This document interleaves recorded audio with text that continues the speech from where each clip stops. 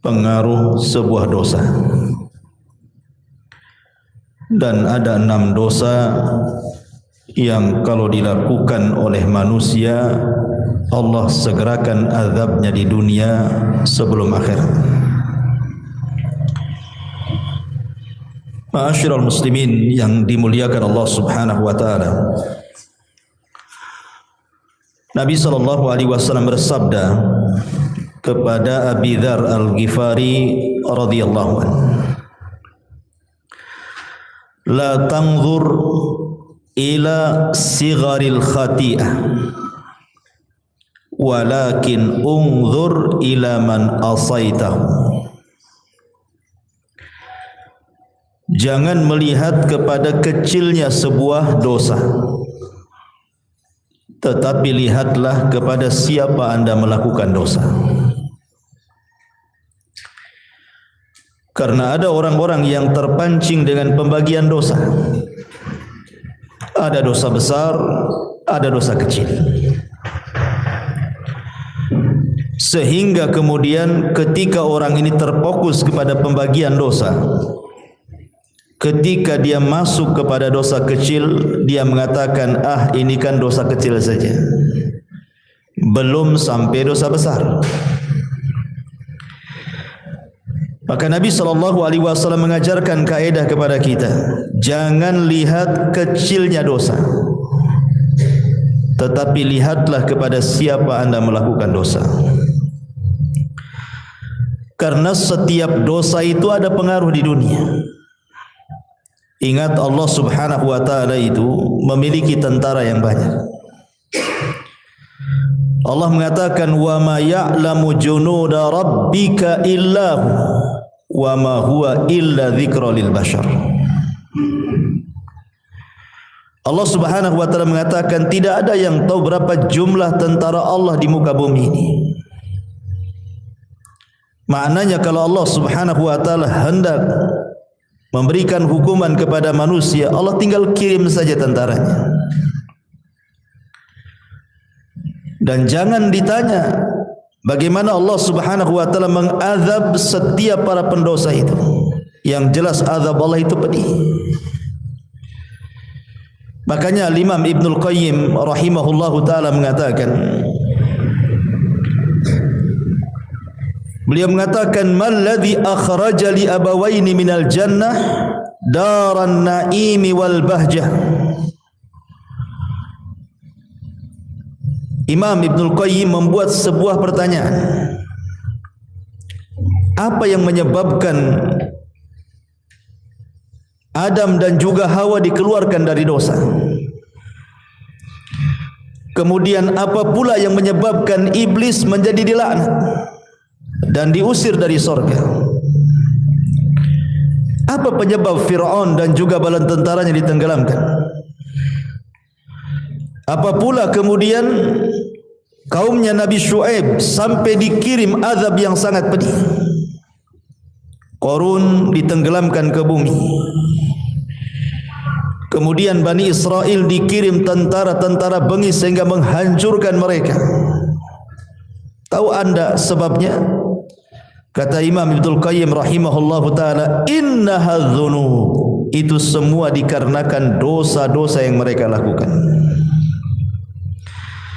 Kemudian beliau membawakan 3 dalil Al-Quran. Pertama, surah Al-An'am ayat 6. Allah mengatakan, alam yarau kam ahlakna min qablihim min qarnin makkannahum fil ardi ma lam numakkil lakum wa arsalna as-samaa 'alaihim midrara wa ja'alna al-anhara tajri min tahtihim fa ahlaknahum bidhunubihim wa ansha'na min ba'dihim qarnan akharin. Tidakkah mereka memperhatikan berapa banyak generasi sebelum mereka yang telah kami binasakan? padahal generasi itu telah kami teguhkan kedudukannya di permukaan bumi ini, yaitu keteguhan yang belum pernah kami berikan kepada kalian. Tapi kami curahkan hujan yang lebat untuk mereka, dan kami jadikan sungai-sungai mengalir di bawah mereka. Kemudian kami binasakan mereka karena dosa-dosa mereka sendiri, dan kami ciptakan generasi yang lain setelah generasi mereka. Artinya tidaklah generasi-generasi itu dilenyapkan Allah kecuali karena dosa-dosa mereka. Kemudian juga di dalam surah Al-Ghafir ayat 2 Allah katakan, awalam yasiru fil ardi fayanzuru kaifa kana aqibatul ladzina kanu min qablihim kanu hum ashaddu minhum quwwatan wa athara fil ardi fa akhadhahumullahu bidzunubihim wa ma kana lahum minallahi min wahq. Dan apakah mereka tidak mengadakan perjalanan di permukaan bumi, lalu memperlihatkan bagaimana kesudahan orang-orang yang sebelum mereka? Orang-orang itu lebih hebat kekuatannya daripada mereka, dan lebih banyak peninggalan-peninggalan peradabannya di bumi, tetapi Allah azab mereka karena dosa-dosanya, dan tidak akan ada satu apapun yang melindungi mereka dari azab Allah Subhanahu wa taala. Kemudian sebutkan juga dalam surah Al-Ankabut ayat 40, fakullan akhadna bidzambihi faminhum man arsalna alaihi hasiba wa minhum man akhadathu as-sayhatu wa minhum man khasafna bihi al-ard wa minhum man aghraqna wa ma kana Allahu liyadhlimahum walakin kanu anfusahum yadhlimun. Maka masing-masing mereka kami azab karena dosa-dosa mereka. Di antara mereka ada yang kami timpakan kepadanya hujan batu, ada yang kami timpakan suara keras yang mengguntur, ada yang kami benamkan ke dalam bumi, dan ada pula yang kami tenggelamkan di lautan. Allah sama sekali tidak hendak menzalimi mereka, akan tetapi merekalah yang menzalimi diri mereka sendiri. Kesimpulan perkataan Imam Ibnul Qayyim ini, ikhwatu fiddin yang dimuliakan Allah Subhanahu wa taala, bahwa setiap dosa itu punya pengaruh. Punya pengaruh. Kita lihat di masyarakat, ikhwan, karena pelajaran yang paling berharga itu adalah dengan melihat orang sekitar. Itu pelajaran yang berharga. Tidak perlu sekolah. Lihat saja orang sekitar kita, itu madrasah terbesar bagi kehidupan kita. Lihat orang-orang yang setiap hari murung saja. Kenapa dia bisa murung? Lihat orang-orang yang dulunya dihormati tiba-tiba jatuh kemudian dicela manusia. Kenapa bisa dicela? Lihat orang-orang yang dulunya kekar binaraga tiba-tiba jatuh setruk. Kenapa dia bisa setruk? Lihat orang-orang yang dulunya anak-anaknya lucu-lucu, setelah besar durhaka pula kepada orang tua. Kenapa dia bisa durhaka? Lihat orang-orang yang dulunya kaya raya tiba-tiba kemudian bankrupt, meminta-minta. Kenapa bisa meminta-minta? Lihat orang-orang yang terbaring, hidupnya hanya menangis sedih, ditinggalkan manusia. Kenapa mereka sampai seperti itu? Tidak lain dan bukan, ma'asyiral muslimin yang dimuliakan Allah Azza wa Jalla, itu kan disebabkan dosa. Ada orang-orang yang tidak diberikan taufik oleh Allah, susah ibadah, susah belajar, selalu bertengkar dengan manusia, tidak baik hubungan dengan keluarganya, dan begitu seterusnya. Kita saksikan di masyarakat macam-macam orang, atau mungkin kita rasakan. Tidak lain dan bukan, ma'asyiral muslimin, itu macam-macam Allah Subhanahu wa taala hendak menguji manusia karena dosa kita yang kita lakukan masalahnya. Dan ma'asyiral muslimin yang dimuliakan Allah Azza wa Jalla, setiap dosa itu al jaza min jinsil amal. Sebuah balasan itu pasti disesuaikan dengan amalannya. Balasan Allah itu pasti disesuaikan dengan dosanya. Perhatikan sabda Nabi sallallahu alaihi wasallam. Ketika Nabi sallallahu alaihi wasallam mengumpulkan muhajirin. Kemudian Nabi SAW mengatakan, "Sun idza tulitum bihinna wa a'udzu billahi an tudrikuhun." 5 perkara kata Rasul, jangan sampai menimpa kalian. Kalau sampai menimpa kalian, aku berlindung kepada Allah, jangan sampai menimpa kalian.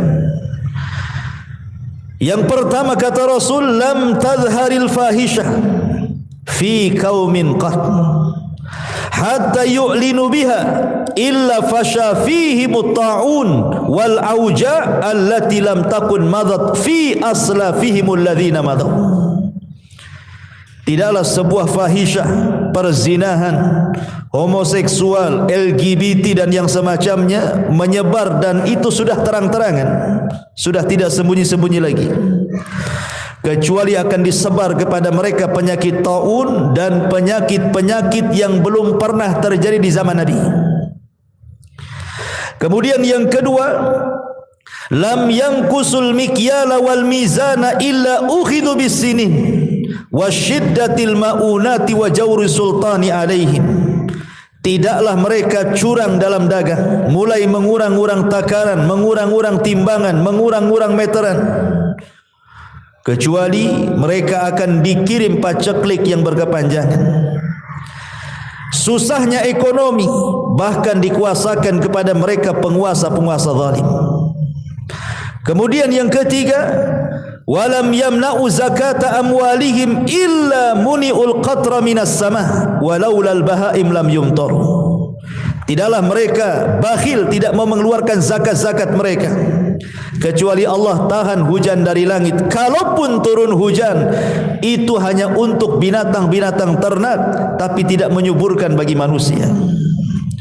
Kemudian yang keempat, walam yanqudu ahdallah wa ahda rasulih illa sallatallahu alaihim aduwan min ghairihim fa ukhidu ba'da ma fi aidihim. Tidaklah mereka mulai membatalkan perjanjian dengan Allah dan dengan Rasulnya, artinya tidak taat dengan perintah Allah dan Rasulnya, kecuali akan dikuasakan kepada mereka musuh dari luar, kemudian mengambil sebagian harta kalian.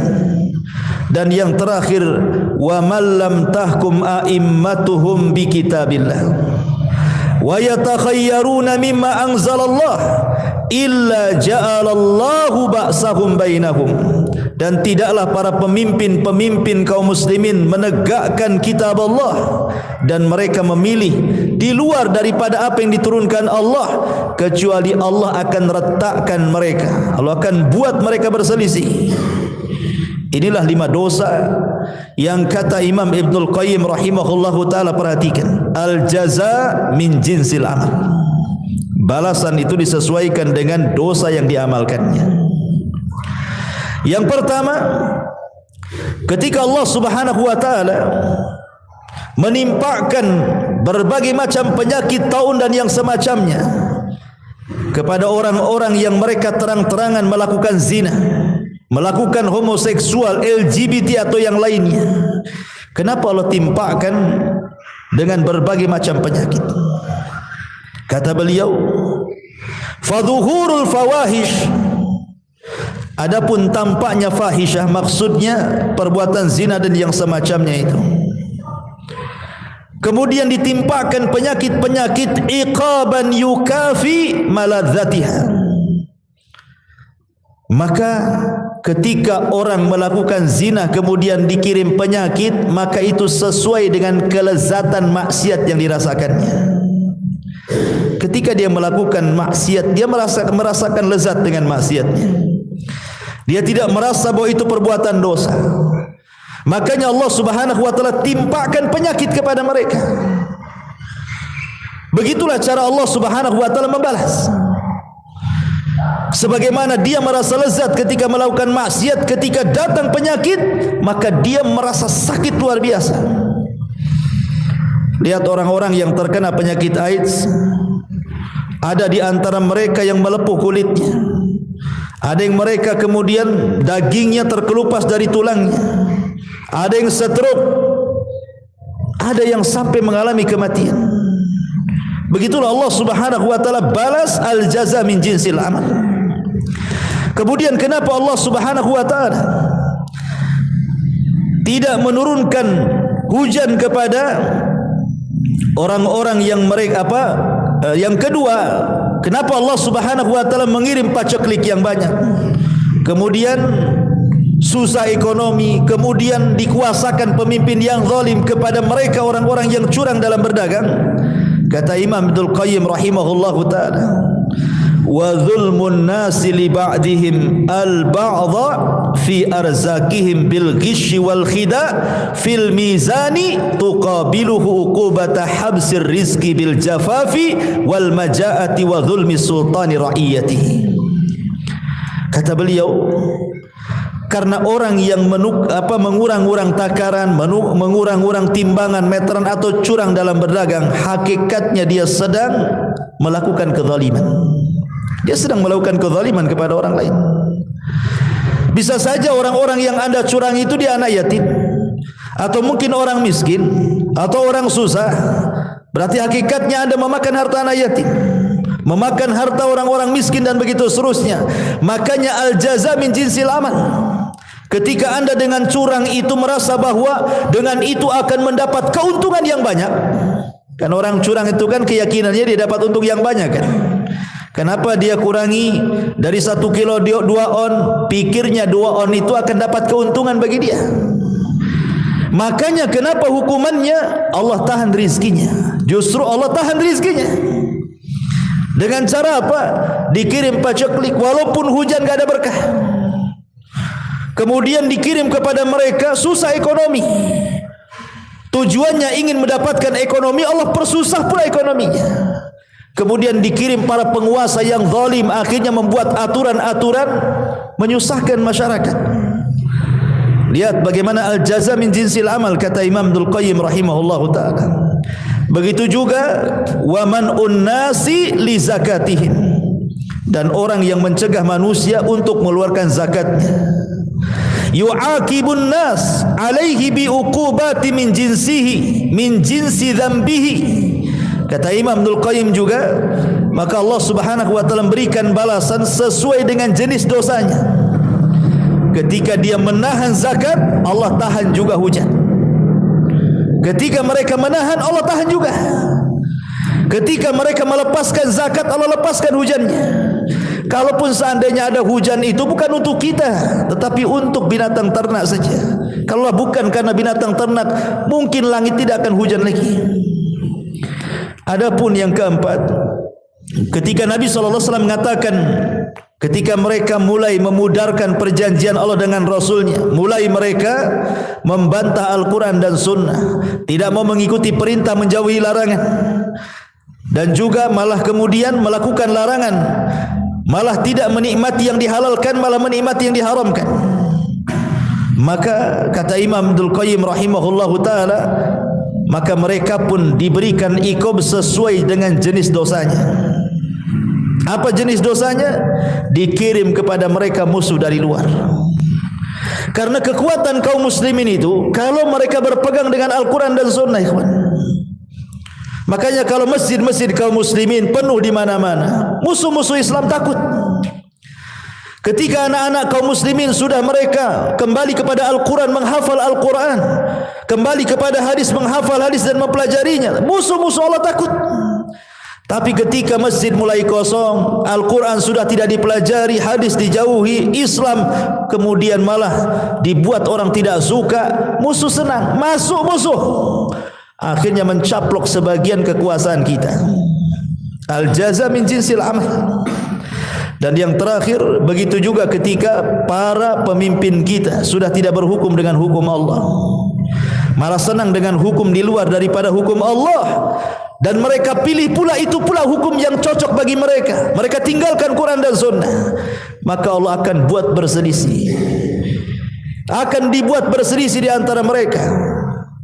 Dan itu sudah terjadi negeri kita kan, perselisihan antara kelompok ini dan kelompok itu, rebutan kekuasaan, sikut sana, sikut sini, ya kan? Sogok sana, sogok sini, celah sana, celah sini, bayar buzzer sana, bayar buzzer situ, kan itu ya. Akhirnya ribut negara. Masyarul muslimin yang dimuliakan Allah Subhanahu wa taala.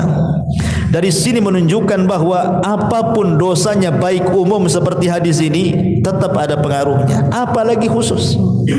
Inilah yang kita akan bahas, dosa-dosa khusus, di mana Nabi SAW mengatakan ada 6 dosa yang kalau kita lakukan, maka Allah akan azab kita di dunia sebelum akhirat. Dan azab di dunia bukan menjadi kafarah bagi akhirat. Di akhirat tetap diazab, di dunia juga diazab. Subhanallah. Ma'asyiral muslimin yang dimuliakan Allah Azza wa Jalla, apa dosa yang disegerakan di dunia sebelum akhirat itu? Disebutkan dalam hadis Nabi sallallahu alaihi wasallam, yang pertama,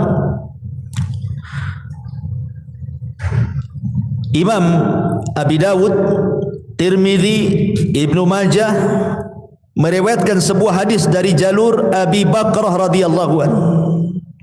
Nabi sallallahu alaihi wasallam bersabda, "Ma min dzambin ajdaru an yu'ajjilallahu li sahibihi al-'uqubata fid dunya ma'a ma yaddakhiruhu lahu fil akhirati mithlul baghi wa qati'atir rahimi." Dari Abi Bakrah radhiyallahu anhu, Nabi SAW bersabda, tidak ada satu dosa yang lebih pantas untuk disegerakan kepada pelakunya hukuman di dunia sebelum hukuman di akhirat, melainkan al-baghi wa qati'atir rahim. Pertama al-baghi, yang kedua qati'atur rahim. Hadis ini disahihkan oleh Syekh Nasiruddin Al-Albani rahimahullahu taala fi Sahih Abi Dawud. Jadi yang pertama al-baghi. Apa al-baghi? Al-baghi itu artinya az-zulmu, kezaliman. Kezaliman ini ikhwatu fillah muliakan Allah Subhanahu wa taala, sangat dibenci oleh Allah Subhanahu wa taala. Makanya Allah Subhanahu wa taala berfirman dalam hadis qudsi, apa firman-Nya? Inni haramtu zulma ala nafsi wa ja'altuhu muharraman bainakum fala tadhalamu. Kuharamkan kezaliman kepada diriku dan kuharamkan kezaliman pula bagi kalian. Ma'asyiral muslimin yang dimuliakan Allah Azza wa Jalla, saya akan sebutkan beberapa kisah menunjukkan bahwa zalim itu akan ada hukuman di dunia sebelum akhirat. Ingat ketika saya menceritakan kepada antum tentang kisah Hajjaj ibn Yusuf al-Thaqafi. Hajjaj ibn Yusuf al-Thaqafi, seorang jenderal hafal Quran tetapi bengis. Berapa banyak jiwa para sahabat, para tabi'in dibantai dia. Jadi suatu ketika dia melakukan penyerangan dan menaklukkan Mekah dan Madinah, ada seorang hamba yang saleh namanya Sa'id ibn Zubair radhiyallahu anhu. Sa'id ibn Zubair radhiyallahu anhu. Sa'id ibn Zubair disiksa oleh Hajjaj ibn Yusuf sampai akhirnya kemudian dia dirantai mulai dari leher, tangan dan kaki, sampai dia mengatakan kepada Hajjaj, ya Hajjaj, kalau engkau hendak membunuhku silahkan, tapi tolong sekarang waktu sholat, aku ingin sholat. Kemudian kata Hajjaj ibn Yusuf ini, ya adu Allah, wahai musuh Allah, engkau tinggal sholat saja, mau kuarahkan ke kiblat mana? Baik, kuarahkan kau ke kiblatnya orang-orang Nasrani, katanya. Subhanallah, Hajjaj zalim. Ya. Maka Sa'id ibn Zubair mengatakan, terserah, karena Allah Subhanahu wa taala mengatakan, fa aina ma tuwallu fa thamma wajhullah. Kemanapun aku mengarah, di sana ada wajah Allah. Akhirnya kemudian sebelum dibunuh oleh Hajjaj di pantai ini, Sa'id ibn Zubair ini berdoa kepada Allah Subhanahu wa taala dan mengatakan, ya Rabb, jangan engkau kuasakan kezaliman Hajjaj setelah aku, cukuplah aku yang terakhir. Maka setelah Sa'id ibn Zubair dibunuh secara zalim oleh Hajjaj ibn Yusuf ini, 40 hari setelahnya, Hajjaj selalu bermimpi, dalam mimpinya berjumpa dengan Sa'id ibn Zubair. Kemudian terngiang-ngiang setiap hari. Akhirnya dia pun jatuh sakit dan mengalami sakit yang hebat, yang rasa sakitnya tidak ada yang tahu kecuali Allah. Sebab itulah dia meninggal. Lihat, sadaqa Rasul sallallahu alaihi wasallam bahwa kezaliman itu akan disegerakan azabnya di dunia sebelum akhirat.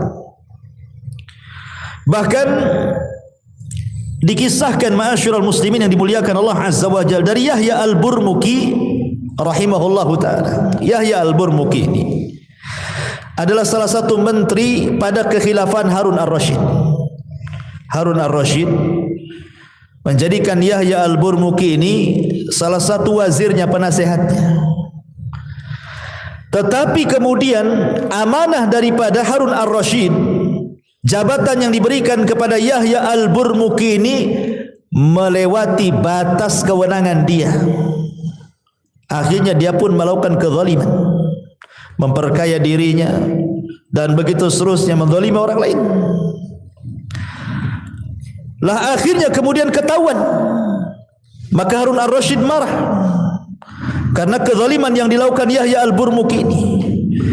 Akhirnya sama Harun ar-Rasyid dimiskinkan dia, ditangkap ia dan Fadl anaknya, dimasukkan ke dalam penjara. Dalam penjara anaknya tidak tahu menahu kenapa bapaknya dan dianya bisa masuk penjara. Di dalam penjara ini anaknya ngomong sama bapaknya, ya abi, ba'dal amri wan nahi wan ni'mati sirna ila hadha. Wahai ayahku, saya ingin tanya sesuatu. Baru saja kita ini mendapatkan kedudukan yang tinggi di Daulah Abbasiyah, bisa memerintahkan orang, bisa melarang orang, diberikan kenikmatan. Tiba-tiba kami dalam penjara seperti ini, gelap gulita, sulit, susah. Ada apa wahai bapakku, katanya. Maka Yahya al-Burmuki mengatakan, ya bunai, hadhihi da'watul madlum sarat bilailin ghafalna anha walam yaghfalillahu anha. Wahai anakku, boleh jadi ini doa orang yang pernah kita zalimi, di mana doa itu melesat di malam hari. Kita lupa dengan doa-doa itu, tapi Allah tidak lupa. Kita lalai dengan doa orang-orang yang kita zalimi, tapi Allah tidak lalai. Wala tahsabannallaha ghafilan amma ya'malu zalimun. Jangan sangka Allah lalai terhadap orang-orang yang melakukan kezaliman. Allah tidak lalai. Makanya kenapa kemudian Nabi SAW sampai mengatakan bahwa doa orang yang dizalimi itu melesat sampai ke mana? Sampai ke awan. Kemudian Allah mengatakan, wa bi'izzati la ansurannahu walau ba'dahi. Maka Allah berfirman dari atas sana, demi kemuliaanku, kata Allah, aku akan tolong orang yang dizalimi ini sampai batas waktunya. Sampai-sampai Imam Abdul Qayyim mengatakan, walaupun yang dizalimi itu orang kafir sekalipun, Allah akan tolong dia. Bukan karena Allah menolong kekafirannya, tidak, tapi Allah melihat dia di posisi orang yang dizalimi. Karena Allah tidak suka dengan kezaliman dan Allah suka keadilan. Makanya siapapun yang akan dizalimi, kemudian orang yang dizalimi berdoa kepada Allah Subhanahu wa taala, maka Allah akan ijabah, dan itu sebagai iqab bagi dia di dunia sebelum akhirat. Kecuali kalau dia bertobat kepada Allah Subhanahu wa taala sebelum kematiannya. Ma'asyiral muslimin yang dimuliakan Allah Subhanahu wa taala, makanya kenapa zalim itu sebuah kegelapan pada hari kiamat. Az-zulmu dzulumatun yaumal qiyamah. Kezaliman itu kegelapan pada hari kiamat. Ini yang pertama. Yang kedua, qati'atur rahim. Yang akan disegerakan hukumannya di dunia sebelum akhirat adalah orang yang memutuskan silaturahim. Dan yang paling besar dari memutuskan silaturahim adalah uququl walidain. Ketika seorang anak durhaka kepada orang tua, maka hukumannya akan disegerakan di dunia sebelum akhirat. Seorang syekh bercerita, syekh ini biasa berdakwah di penjara. Jadi suatu ketika syekh ini, ya sebagaimana rutinitas jadwal dia harus mengisi di penjara. Dia datang ke penjara. Rupanya di depan penjara itu adalah seorang ibu yang menangis. Menangis tidak henti-hentinya. Ditanya oleh syekh ini, "Ya ummah, wahai ibu, kenapa anda menangis?" Kemudian ibu ini mengatakan, "Sesungguhnya anakku di dalam sana," katanya. "Anakku di dalam sana." Akhirnya kemudian syekh ini membujuk ibu ini supaya tenang. Kemudian ibu ini mengatakan, menitipkan uang 300 real. "Ya syekh, sampaikanlah uang ini kepada anakku dalam sana." Kemudian syekh ini bertanya, "Bagaimana bisa anakku di penjara?" Kemudian ibunya mengatakan, "Uquq ya syekh, uququl walidain ya syekh." Durhaka kepada orang tua wahai syekh, durhaka kepada orang tua. Kata syekh ini, "Bagaimana bisa? Coba ceritakan." Maka ibu-ibu ini bercerita begini. Jadi suatu hari ayahnya memerintahkan sesuatu dengan nada tinggi. Tidak terimalah dia anaknya ini. Akhirnya adu mulut antara bapa dan anak ini. Entah kenapa anak ini kemudian menempeleng bapaknya sampai pingsan. Bapaknya ditempeleng sampai pingsan. Ya. Akhirnya kemudian ketika dia sadar, dia tidak terima, dilaporkan ke polis, ditangkap, masuk penjara dia. Kata syekh, "La haula wala quwata illa billah." Akhirnya diambil uang itu. "Baik, akan saya sampaikan uang ini setelah saya izin ke sipir dulu, karena tidak boleh masukkan sembarang barang ke dalam penjara. Setelah dapat izin masuknya." Lah kebetulan syekh ini mulai tadinya hendak menyampaikan materi lain, tapi karena berjumpa dengan ibu itu, akhirnya ketika dia ceramah materinya fokus kepada bahaya uququl walidain. Syekh ini tidak tahu yang mana satu anak itu. Yang diceritakan ibu itu dari sekian narapidana dalam penjara itu, dari mana satu tidak tahu, tidak pernah kenal siapa namanya, bagaimana rupanya tidak tahu. Akhirnya syekh ini menceritakan tentang bahaya uququl walidain dengan mengatakan, "Fala taqul lahuma uffi wa la tanharhuma." Mengatakan A saja tidak boleh, apalagi kemudian membentaknya, apalagi sampai memukulnya. Kemudian diceritakan tentang bahaya ancaman-ancaman di dunia, di neraka ini. Tiba-tiba di balik tiang itu, rupanya anak itu ada di balik tiang. Entah kenapa anak ini seperti orang mabuk, entah ngantuk, entah mabuk, entah apa gitu, mendengarkan kajian, tiba-tiba oleng, kepalanya membentur tiang itu, kemudian pingsan. Al-jaza min jinsil amal. Sebagaimana dia menampar bapaknya pingsan, dia kejeduk tiang, dia pingsan juga. Allah kasih cash di dunia. Ya. Setelah kemudian syekh ini melihat ada apa itu, siapa yang pingsan itu, ditanya-tanya, rupanya anak daripada ibu tadi. La haula wala quwata illa billah. Bahkan seorang syekh bercerita, ikhwan, ada orang yang sudah tua, ibunya ini sudah tua, usianya hampir 90 tahun. Allah berikan usia panjang ibu ini. Anaknya pun sudah tua, anaknya 50 lebih. Mungkin ibu ini menikah muda, jadi hampir 90 tahun usianya. Anaknya pula ya 50 tahun lebih lah, laki-laki. Sama-sama sudah tua kan itu bahasanya ya. Ibunya tua sekali, anaknya pun sudah tua di atas 50. Tetapi kemudian ibu dan anak ini selalu bercanggah, berselisih, sampai tidak ada salam, tidak ada kalam, tidak mau berjumpa, musuhan. Anaknya benci sama ibunya. Akhirnya kemudian ibu ini, namanya orang tua, ikhwatu fiddin, sejahat apapun anak, namanya orang tua itu pasti ada waktu redanya, pasti akan kembali sayangnya. Bagaimanapun itu kan darah daging dia. Jadi ibu ini datang kepada seorang syekh dan mengatakan, ya syekh, bisa enggak kau damaikan aku dengan anakku, katanya. Bisa enggak kau damaikan aku dengan dia? Harusnya kan anak yang berdamai dengan orang tuanya kan. Ini terbalik pula. Ibunya datang kepada syekh, ya syekh, tolong damaikan aku dengan anakku, katanya. Kata syekh, baik, karena ini sebuah pekerjaan yang bagus, dipuji oleh Allah Subhanahu wa taala. La khaira fi katsirin min najwahum illa man amara bi shadaqatin aw ma'rufin aw islahim bainan nas. Tidaklah kebanyakan ucapan manusia di atas kebaikan kecuali orang memerintahkan kepada kebaikan, memerintahkan sedekah dan mengislah di antara orang yang bertikai. Kata syekh, baik, kita datangi anak. Dibawalah orang tua ini oleh syekh ini ke rumah anaknya. Ya. Kemudian diketuk pintunya. Ketika anak ini melihat ibunya langsung emosi, tidak terima. Kemudian syekh berusaha untuk menenangkan anak itu. Kemudian syekh masuk ke dalam rumah, ibunya menunggu di luar, diceramai sama syekh itu, jangan, kamu jangan seperti itu ibumu, mintalah kau maaf kepada dia. Tapi kemudian dia mengeluarkan kata-kata yang sampai keluar kata-kata itu didengar ibunya. Ibunya sakit hati. Ya. Dia tujuannya baik, mau berdamai, tiba-tiba malah dicela, dicaci, dimaki, sakit hatinya, dirobek hatinya. Akhirnya kekeh anak itu tidak mau minta maaf sama orang tuanya.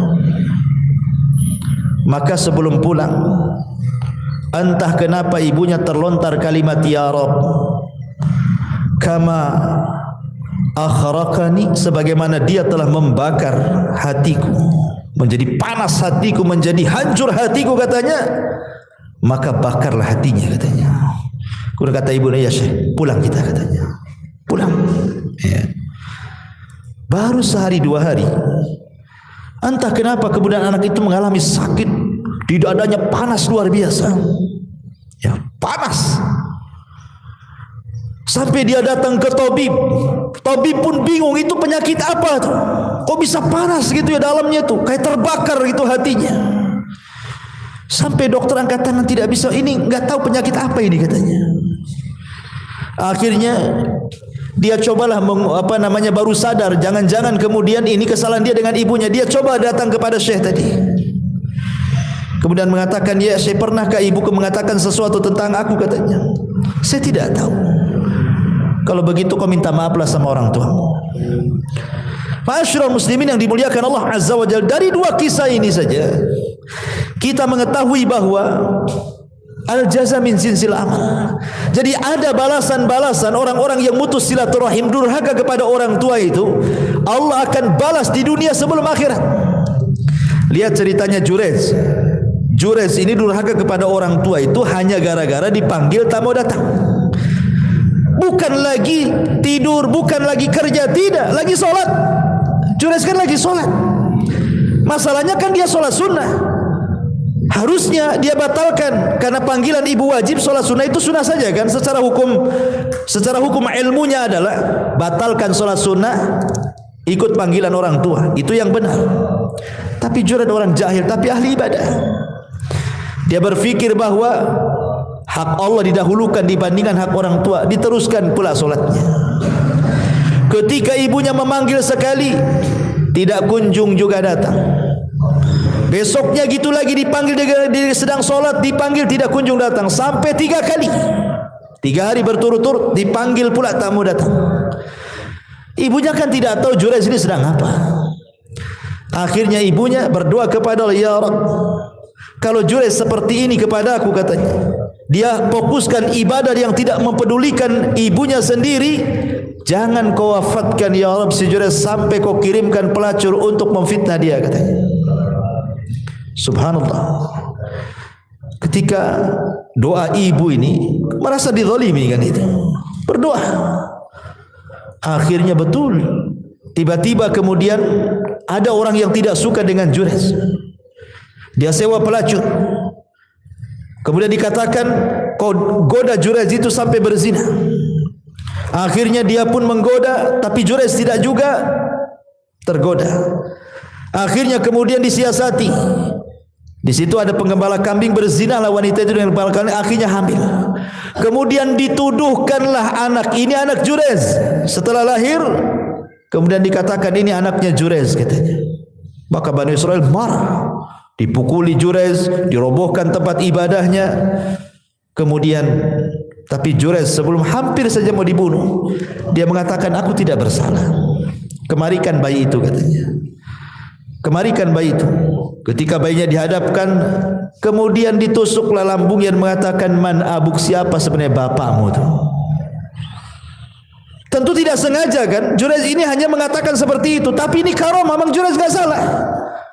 Tiba-tiba anak ini dibuat bicara oleh Allah, abi ra'il ghanam, bapak aku pengembala kambing katanya. Baru sadar Bani Israel. Tapi apa yang jadi syahid kisah ini? Doa orang tua menjadi sebuah kenyataan kan. Allah Subhanahu wa taala kirim Bani Israel menghancurkan dia, memukuli dia, tempat ibadah dihancurkan, walaupun kemudian kembali dibangun kan gitu.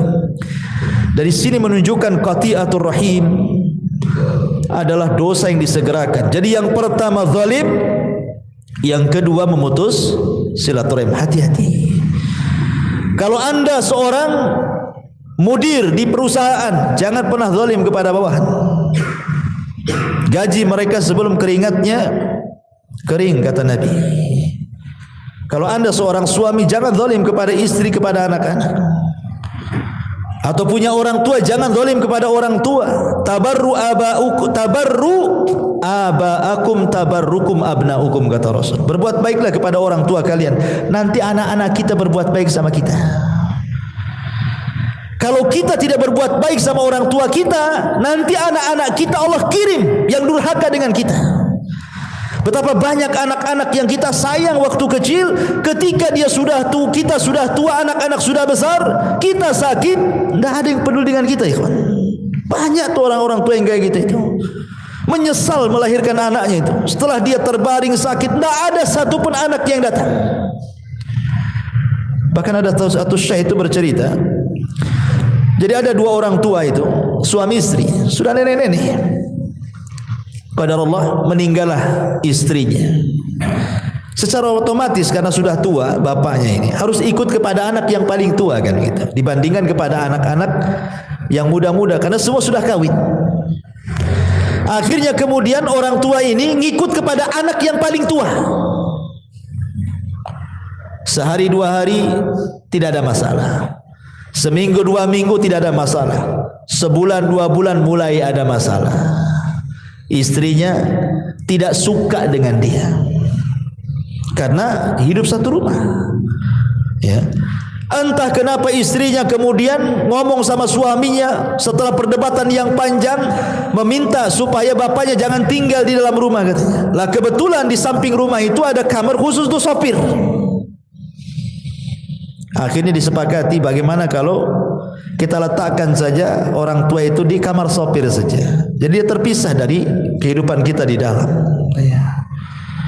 Akhirnya anaknya yang paling tua ini membujuk orang tuanya dan mengatakan sebaiknya bapak tinggal di luar saja. Itu ruangan lebih bagus, cahaya matahari masuk, angin juga masuk, macam-macam alasannya. Orang tua paham, namanya sudah tua. Sebenarnya paham, tidak mau berdebat saja dia. Ya. Akhirnya dibersihkanlah itu kamar supir itu, diletakkan di situ.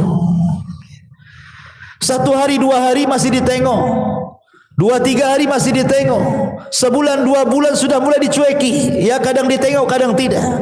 Memberi makan pun pada awalnya dengan piring, ya dikasih piring kemudian dikasih gelas gitu ya. Baik-baik dikirim tuh.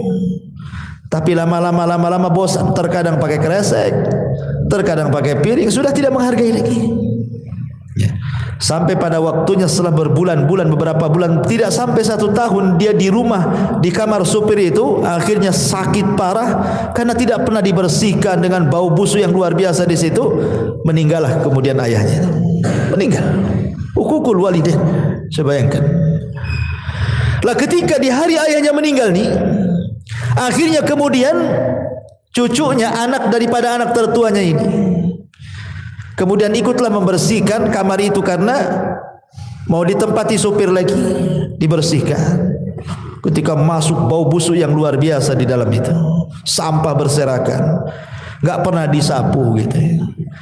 Lah anaknya ini Anaknya ini kan punya anak, artinya cucu daripada si kakeknya yang meninggal tuh.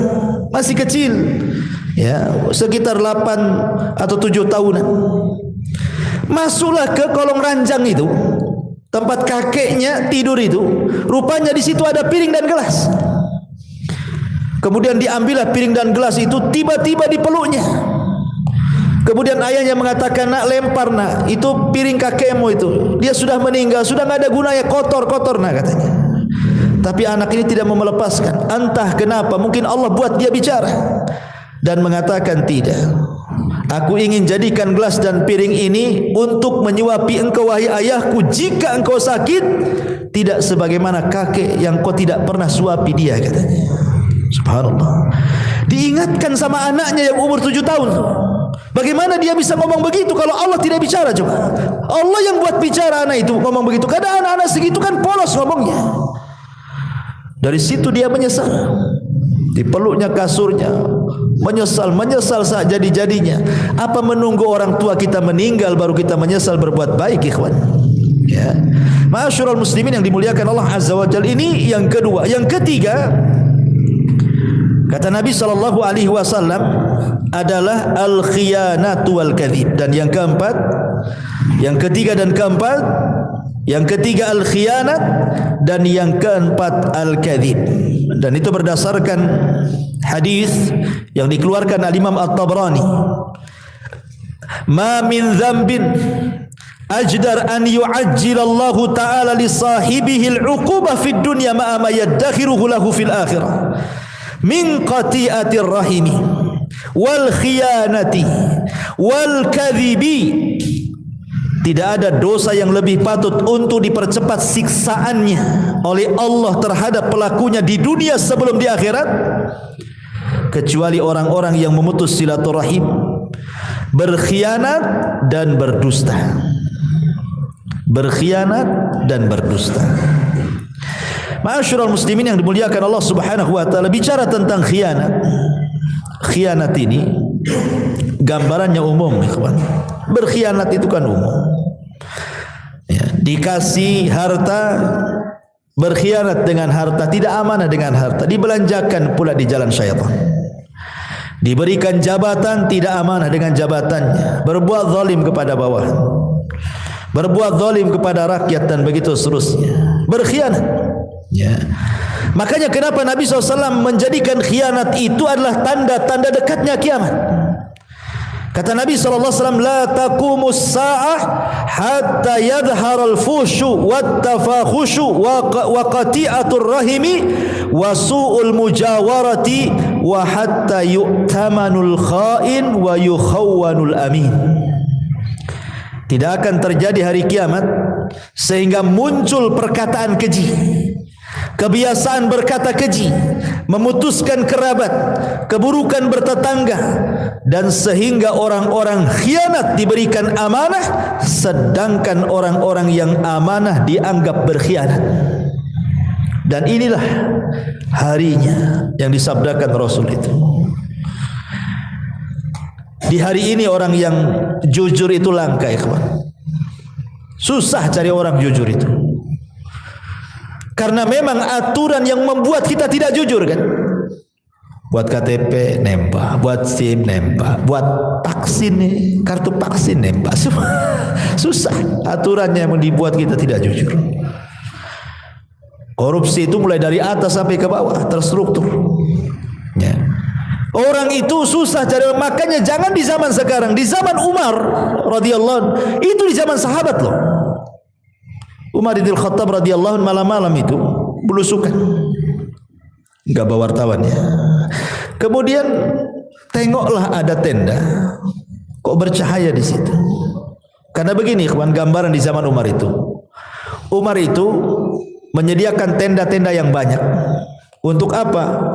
Untuk orang-orang yang dari daerah ingin mengadu nasib ke kota, ke Madinah. Jadi fasilitasi tempatnya itu. Kemudian mereka dikasih tenda sama penerangan. Itu pun ditentukan waktunya dari jam sekian ke jam sekian harus dimatikan. Dari pemerintah. Begitulah Umar radhiyallahu an memfasilitasi rakyatnya. Jadi orang-orang dari daerah kayak kita di sinilah umpamanya kan, ingin mengadu nasib ke Jakarta, ke ibu kota. Jadi mungkin di ibu kota itu sama pemerintah sudah disediakan apartemen-apartemen gratis gitu ya. Kan enak tuh kalau punya pemimpin kayak Umar itu ya. Ya entah kapan lagi lah Umar itu ada kan itu. Nggak ada lagi Umar, nanti nunggu Imam Mahdi mungkin ya.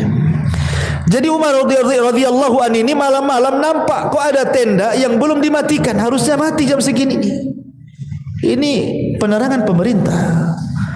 Akhirnya mendekati tenda itu adalah percakapan wanita tua dengan anak gadisnya. Umar coba mendengarkan percakapan keduanya itu. Jadi ibunya ini ngomong sama anaknya, nak, bagaimana kalau kita besok jualan air susu ini kita campur dengan air mineral supaya banyak untungnya. Begitulah curang dalam dagang itu modusnya kurang lebih sejak zaman Umar sampai sekarang, main campur-campur kan. Ya kan? Pemanya jual jeruk bilangnya beras tagi, ya taunya beras busuk kan itu. Bilang salak pondok, ternyata salak bubuk kan gitu. Enggak tahu gitu ini. Dicampur-campur kan itu ya. Itulah memang dari sejak zaman dulu namanya curang dalam dagang, main campur-campur yang baik dengan yang buruk dan begitu seterusnya. Tapi anak gadisnya ini subhanallah anak soleh. Dia mengatakan kepada ibunya, "Bu, jangan. Umar bin Khattab Amirul Mukminin membuat aturan dalam jual beli tidak boleh curang." Kata ibunya, "Nak, Umar tidak tahu." Pada Umar di samping tendanya tuh. Umar tidak tahu. Tapi anak gadisnya sekali lagi mengingatkan kepada ibunya, "Bu, walaupun Umar tidak tahu, tapi Umar punya Rabb, punya Tuhan, dan Tuhannya Umar juga Tuhan kita. Tuhannya Umar tahu." Ya. Akhirnya sadar ibunya. Umar bergegas pulang. Kumpulkan anak laki-lakinya semua. Ibnu Umar, Qasim ibn Umar, anak laki-lakinya banyak. Kata Umar bin Khattab, siapa yang siap nikah di antara kalian? Siapa? Katanya. Tuh ada bibit unggul tuh sana katanya. Rupanya Qasim ibn Umar mengatakan, "Saya wahai abi. Besok ikut saya." Dilamarkan gadis dalam tenda. Orang susah. Dinikahkan dengan orang nomor satu, anak orang nomor satu, Khalifah Amirul Mukminin. Karena di zaman itu yang dilihat agama, bukan dilihat harta. Bukan kayak zaman sekarang kan gitu. Walaupun hafal Quran, nggak ada kerjaan buat apa? Emang saya makan ayat katanya. Bagus sama dokter jelas katanya gajinya bulanan. Ya. Ini hafal Quran gojek lagi nggak jelas hasilnya. Zaman sekarang kan gitu ya. Kalau zaman dulu kan tidak. Ya. Zaman dulu itu ilmu luar biasa dihargai kan, apalagi kejujuran. Makanya Qasim ibn Umar menikahlah dengan wanita ini. Lahirlah seorang putri namanya Lailah. Dari Lailah inilah lahir tokoh fenomenal sepanjang sejarah, Umar bin Abdul Aziz. 2 tahun 5 bulan berkuasa, nggak ada orang miskin di zamannya. Dialah penegak keadilan sampai orang menyangka itulah Al-Mahdi yang dikatakan Nabi. Ya. Masyarul muslimin yang dimuliakan Allah Subhanahu wa taala. Tapi syahidnya dalam kisah Umar bin Khattab bagaimana Amirul Mukminin menghargai kejujuran. Menghargai kejujuran. Kalau di zaman sekarang ada orang jujur di tengah-tengah para pengkhianat, sebentar aja ikut pengkhianat dia. Kalau tidak jadi pengkhianat, dimusuhi oleh para pengkhianat. Gimana caranya disingkirkan kan gitu. Masyarul muslimin yang dimuliakan Allah Azza wa Jalla. Makanya kemudian khianat ini bahaya dan banyak jenisnya. Berkhianat ini. Ya. Makanya kenapa Nabi SAW sampai mengatakan para pengkhianat ini akan disegerakan hukumannya di dunia sebelum akhirat. Karena bahaya para pengkhianat, bisa menghancurkan negara. Ingat runtuhnya Baghdad di tangan Tatar, orang-orang Mongol. Sampai akhirnya dibantai, mulai dari anak kecil, wanita, dewasa, habis dibantai. Satu kota Baghdad sama orang-orang Tatar itu. Siapa yang berkhianat? Orang Syiah. Orang Syiah membocorkan rahasia berkhianat dengan orang-orang Tatar. Akhirnya menghancurkan Baghdad. Khianat ini bisa menghancurkan negara, ya kawan. Ulama dibantai, kitab-kitab dibakar itu. Pengkhianatan orang Syiah itu. Ibnu Qumi, ya. Masyaallah muslimin yang dimuliakan Allah Subhanahu wa taala. Kemudian dan gambaran orang khianat ini macam-macam, mulai dari negara sampai ke masalah rumah tangga. Ya, menceritakan seorang suami menceritakan tentang keburukan istrinya, atau istri menceritakan keburukan suaminya. Ini kan berkhianat namanya. Ya, kan ada tuh yang seperti itu, ya.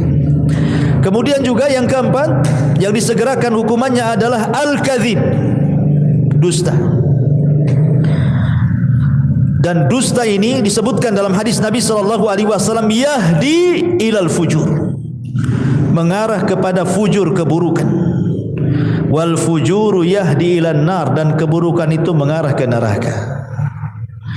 Dan ingat, biasanya orang yang suka berdusta itu tidak akan tenang hidupnya. Tidak akan tenang. Lihat orang-orang yang punya hutang tak bayar, setiap ditagih ngeles, enggak akan tenang hidupnya. Makanya orang-orang yang punya hutang itu, kata Nabi, malam jadi kepikiran, hilang pula menghilang. Kalau malam jadi kepikiran, siang menghilang. Umumnya orang punya hutang begitu. Malamnya pusing, siangnya hilang. Karena takut dicari orang siangnya, ya kan? Hilang dia, nanti datang malam, gak bisa tidur. Itulah sudah ukubah dia, itu sudah dirasakan dia tuh. Kenapa? Karena biasanya orang-orang seperti ini suka dusta. Suka dusta orang seperti ini. Masyaallah muslimin, dan gambaran dusta ini terlampau luas, ya. Macam-macam dusta ini kan. Ya, dusta kepada Allah, dusta kepada Rasul, dusta kepada manusia, dusta dalam dagang, dusta dalam pekerjaan, macam-macam dusta ini kan. Tapi yang jelas bahwa seorang muslim tidak mungkin berdusta. Ketika Rasul mengatakan, Rasul ditanya, Rasul, mungkinkah seorang muslim itu penakut? Mungkin. Karena orang jihad itu tidak semua berani. Mungkin seorang mukmin itu penakut. Mungkinkah seorang mukmin itu bakhil? Mungkin, kata Rasul. Karena kecintaan kepada harta akhirnya dia bakhil. Kemudian mungkinkah seorang muslim itu pendusta? Kata Rasul, tidak. Tidak ada seorang muslim itu pendusta. Seorang muslim boleh pengecut, seorang muslim boleh bakhil, tapi seorang muslim tidak mungkin berdusta, kata Nabi. Karena dusta itu bukan akhlak seorang muslim. Ya, makanya kenapa kemudian ini pun hukumannya disegerakan sebelum di akhirat. Hati-hati, jangan suka berdusta. Kemudian yang nomor 5 adalah mahabbatu isya'atil fahisyah, suka menyebarkan habar-habar buruk. Allah Subhanahu wa taala mengatakan dalam surah Nur ayat 19, innal ladzina yuhibbuna an tashi'al fahishata fil ladzina amanu lahum adzabun alimun fid dunya wal akhirah wallahu ya'lamu wa antum la ta'lamun. Sesungguhnya orang-orang yang suka tersebar keburukan di tengah-tengah orang yang beriman, bagi mereka azab yang pedih di dunia dan juga di akhirat. Di dunia dapat azab, di akhirat dapat azab, dan Allah Maha mengetahui dan kalian tidak tahu. Dan ini penyakit yang sekarang menyebar nih, yang kelima ini. Bayangkan, Al-Quran yang mengatakan baru cinta saja tersebarnya sebuah keburukan, itu sudah diadab di dunia. Apalagi dia yang menciptakan keburukan, dia pula yang menyebarkannya. Sekarang ada handphone di mana-mana. Terkadang-kadang kalau dia orang awam, tidak tahu apa-apa gitu kan, buat konten. Kontennya itu maksiat. Nah, umpamanya seorang perempuan joget-joget nampak aurat, habis itu di-share, ya kan? Di TikTok kok di apa, supaya dapat pendukung, penonton, ya, subscribe, ya kan? Subhanallah, itu menyebarkan keburukan, menyebarkan musik-musik yang enggak jelas, ya kan? Atau menyebarkan berita, ini tahun politik nih, hati-hati nih. Saling serang-serangan enggak jelas, ya kan? Menjelekkan yang sana, yang ini menjelekkan yang sana gitu. Kemudian bazar-bazarnya ngikut komentar antasyial fahisyah. Hati-hati. Ya, ini tahun-tahun politik, hati-hati. Tahun-tahun politik itu banyak beristighfar lah, meminta kepada Allah supaya Allah memberikan pemimpin yang terbaik. Ya kan? Karena tahun-tahun politik ini antum akan melihat bagaimana fitnah-fitnah menyebar di medsos itu. Akan berseliweran tuh di YouTube antum itu. Entah berita-berita entah enggak jelas itu. Maka berlindunglah kepada Allah Azza wa Jalla. Jangan disukakan, oh senang, oh mantap nih, karena saya milih yang ini. Ketika ini serang, oh mantap. Padahal dia enggak ikut, tapi kan senang kan? Senang saja diazab di dunia dan di akhirat kata Allah. Apalagi dia yang buat berita, dia yang wawancara di YouTube, dia pula yang menyebarkan dengan channelnya. Na'udzubillah. Jangan. Ya, jangan buat konten-konten fahisyah. Atau dia marah-marah di YouTube, kan ada tuh orang-orang marah itu kan, ngomong apa saja nggak jelas itu. Kadang-kadang keluar kata binatang disebah biar viral katanya. Anda bukan biar viral, Anda itu sedang mengundang azab Allah tuh. Ya, makanya ma'asyiral muslimin ini juga diancam dalam Al-Quran surah Nur ayat 19. Dan yang terakhir, yang keenam adalah nifaq, kemunafikan. Allah Subhanahu wa taala berfirman di dalam Al-Qur'anul Karim, tepat pada ayat ke berapa? Ayat yang ke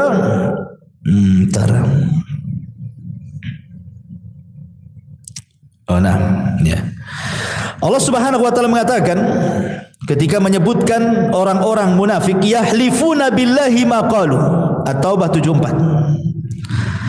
Walaqad qalu kalimatal kufri wa kafaru ba'da islamihim wa hammu bima lam yanalu wa ma naqamu illa an aghnahumullahu wa rasuluhu min fadli fa in yatubu yaku khairan lahum wa in yatawallaw yu'adzibhumullahu adzaban aliman fid dunya wal akhirah. Orang-orang yang mereka bersumpah dengan nama Allah, apa yang mereka katakan, dan sungguh mereka telah mengatakan dengan kalimat kekufuran, dan mereka telah kufur setelah keislaman mereka. Maka di ujung ayat Allah mengatakan kalau mereka tobat itu lebih baik, tapi kalau tidak tobat bagi mereka azab di dunia dan di akhirat. Dan orang-orang munafik di zaman sekarang tersebar, ikhwan, Masya Allah. Ada orang jahil mengomentari orang alim. Orang jahil bicara soal Islam, kan banyak di sekarang nih. Entah ngomong apa tuh, kayak dia tahu aja soal Islam tuh. Kemudian menyatut-nyatut dalil. Mungkin baca Quran saja belepotan tidak bisa kan, tapi seolah-olah dia peneliti hebat, komentator gitu ya, seolah-olah punya ilmu dalam agama. Kalau anda tidak punya ilmu agama, diamlah. Anda kan bukan bidangnya. Karena bagaimanapun Rasul mengatakan idza wusidal amru ila ghairi ahli fantadirisah. Apapun kalau sudah diserahkan kepada yang bukan ahlinya, itu tunggu aja kehancurannya tuh. Islam hancur itu bukan orang luar yang menghancurkan, tapi orang dalam yang munafik yang menghancurkan.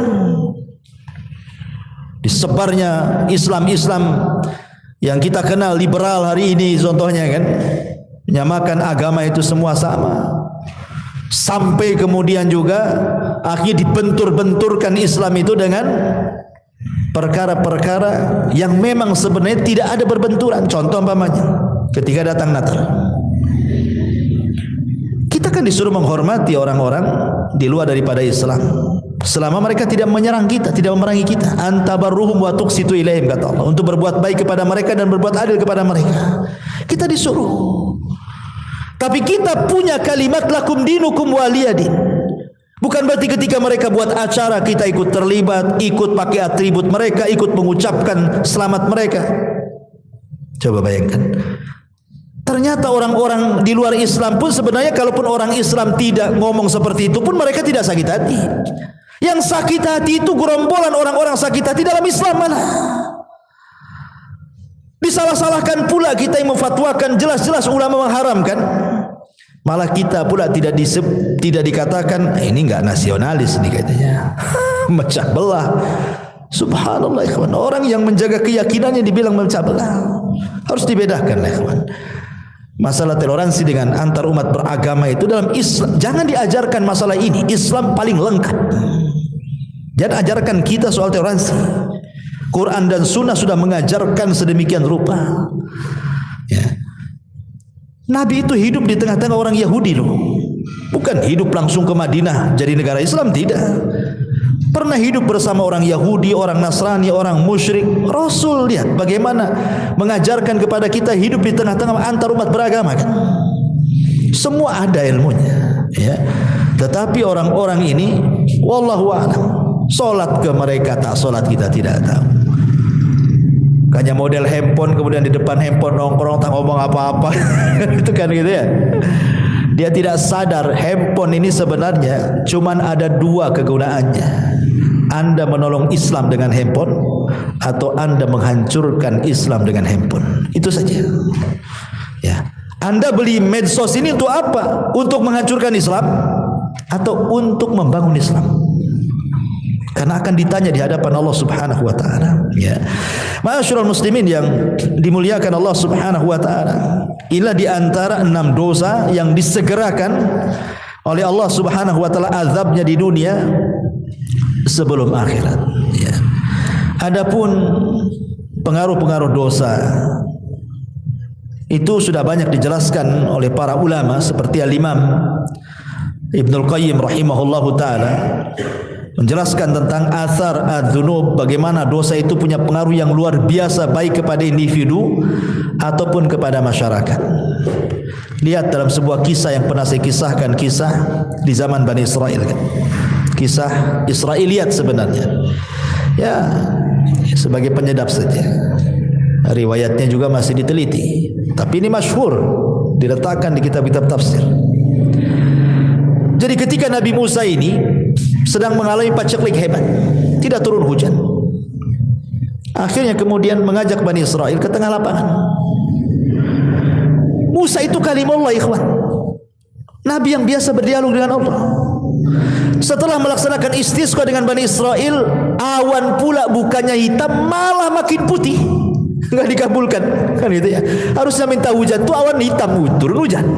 Ini yang minta Nabi Musa, bukan orang biasa.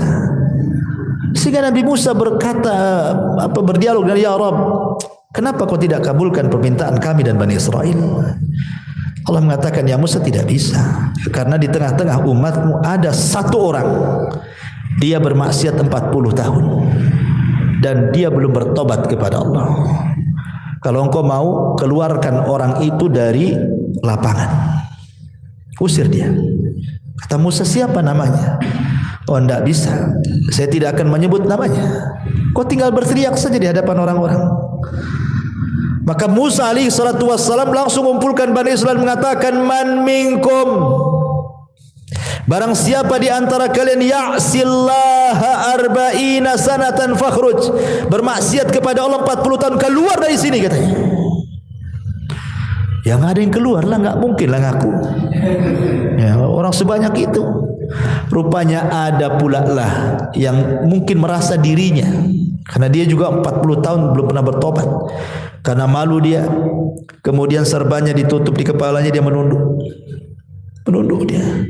Kemudian dia mengatakan dalam hatinya, ya Rabb, apakah setelah 40 tahun kau tutup aibku, sekarang kau mau bongkar aibku? Tubtu ilaika ya Rabb, aku bertobat kepadamu hari ini ya Rabb. Ketika dia mengatakan aku bertobat, gelap langit, tiba-tiba hujan. Nabi Musa heran, ya Rabb, bukankah kau katakan tadi kau akan turunkan hujan bila orang itu keluar? Orang itu belum keluar, kenapa sudah kau turunkan hujan? Ya, maka Allah mengatakan, ya Musa, orang itu sudah bertobat. Ya Rabb, kata Musa, siapa orang itu? Saya ingin tahu. Maka Allah mengatakan, ya Musa, ketika dia bermaksiat 40 tahun lah ku tutup aibnya. Sekarang dia sudah bertobat, ku bongkar aibnya, enggaklah. Subhanallah. Syahidnya di sini apa? Satu orang maksiat, satu Bani Israel terkena imbasnya. Ya kan? Satu orang bermaksiat, satu negara kena imbasnya. Itulah pengaruh maksiat. Ya, apalagi kepada pribadi, hadis yang tadi saya jelaskan di awal gitu ya. Apalagi ini bulan Rajab. Sekali lagi saya ulangi pengajian pada minggu yang lalu, perkataan Qatadah ibn Di'amah rahimahullah taala seorang ahli tafsir, bahwa kezaliman atau perbuatan dosa dilakukan di Ashhurul Hurum, salah satunya bulan Rajab, maka akan dilipat gandakan dosanya dibandingkan kalau antum melakukan dosa di bulan-bulan yang lainnya. Wallahu a'lam bishawab.